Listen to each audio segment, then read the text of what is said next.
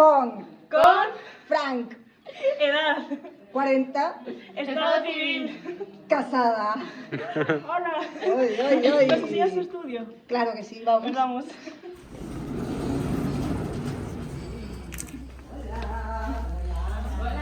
Hola.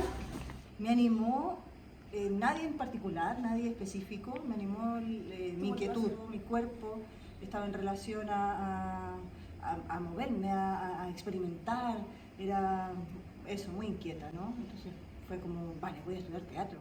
Quería venir a experimentar otro tipo de cosas.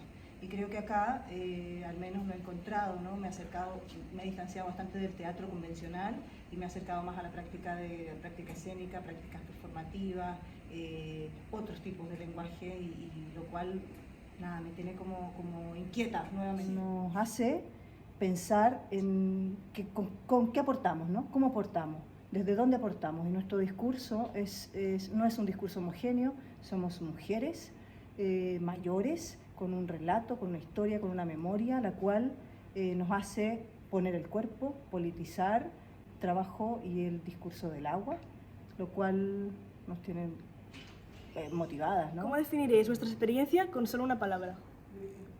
Renovadora. Cautivadora. Vital.